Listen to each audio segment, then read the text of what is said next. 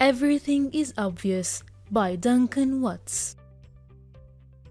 In a social experiment, a person is given $100 and must suggest its division between himself and another person. The first player is entitled to offer any amount to the other player, from 0 to the whole $100. Then the other player has to choose either to accept the offer so that both players get a part of the money as suggested, or to reject the offer, and so none of the players gets any part of the money. Several studies have found that in Western societies, most players make a fair logical division, when each player gets 50%.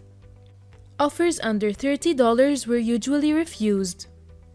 When members of an indigenous tribe in Peru played this game, they tended to make offers with 25% only for the other player.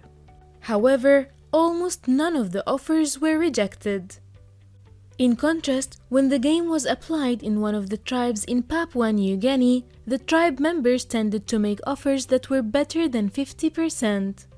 However, these offers were rejected just as unfair offers were rejected in other societies. It turns out that despite the popular belief, the concept of common sense is not a fixed concept on the various human societies, but rather it's only a product of the special society in which a person lives. Bit to remember: common sense is a group of common beliefs that we acquire and apply throughout our daily life. These beliefs may vary greatly across societies. For us as individuals, common sense can be beneficial in facing our daily problems, as it helps us to adhere to society's rules and follow them. But on the other hand, it fails when dealing with big problems that affect entire societies. Decisions of the decision makers, such as politicians and economists, are often based on common sense, which can lead to big mistakes. And we find the most notable examples on this among urban planning experts. While most urban planning experts say that their plans depend on scientific methods, as most of the time they base their designs on what they think is the best way for living and housing in cities and neighborhoods, which calls for a great deal of common sense. Unfortunately, what urban planners assume often turns out to be incorrect. For example, the urban planners who built the Robert Taylor Homes project, one of the largest public housing projects in the United States, relied in their planning on what they believed would improve the socio-economic status of the residents of these neighborhoods. Despite their assumptions, the Robert Taylor Homes project ended up with more housing chaos, poverty, and the displacement of the poor neighborhoods thanks to this project. Unlike the approach we follow to study the physical world, where we use evidences and experiences that's called the scientific method to reach proven conclusions, but when we deal with human behavior, we're usually inclined to intuition, instinct, and common sense. Bit to remember: common sense may be useful in most of our daily life issues, but it fails when dealing with complex issues with many data and parties. The Mona Lisa is considered one of the most important artwork in the history of Western culture. But why? What makes the Mona Lisa so special? Aren't there many artworks that deserve that much attention and fame as well?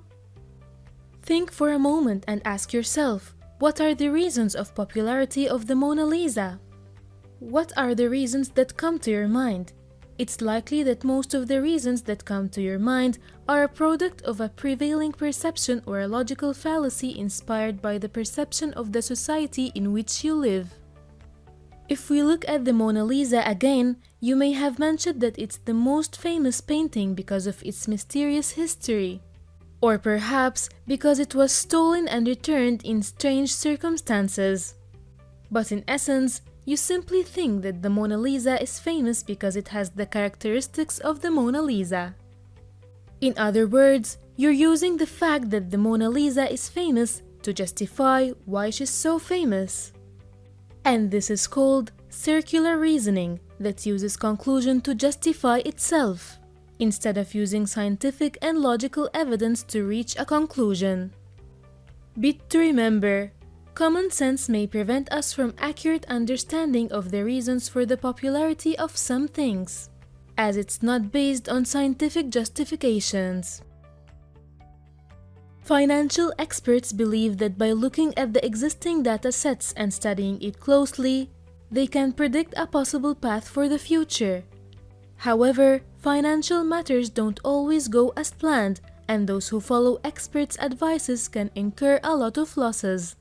When we predict the future, our common sense assumes that there's only one scenario for the future, and that we can predict this future with great accuracy. However, we overlook that issues in our society may be too complex to be easily predicted, due to the presence of many interrelated factors, as one small change in one area can cause major and unpredictable consequences in other areas. In the financial market, changes in climate or political conditions can dramatically refute our expectations about the financial future as a whole. Every season, fashion houses make a major effort and spend a lot of time trying to predict what people will wear in the upcoming season. But most of the time, these predictions may not suit the tastes of people when introduced into the market. On the other hand, it might be better for successful fashion company management not to make efforts in trying to expect the trends that might succeed in the upcoming season. This is clear to us by the strategy of the famous Spanish fashion company Zara, which is based on the concept of observation and then decision-making. At the beginning of each season, Zara sends a number of experts to the market. These experts observe what consumers are wearing and what the best-selling clothing trends are at the beginning of the season. Using their observations, the company designs a small group of new clothes and launches them in some of its stores to assess the success of its sales, before deciding whether to launch them extensively or to abandon the production of less sold ones. Bit to remember, instead of relying on predictions based on common sense, we should improve our understanding of the present reality and interact with it.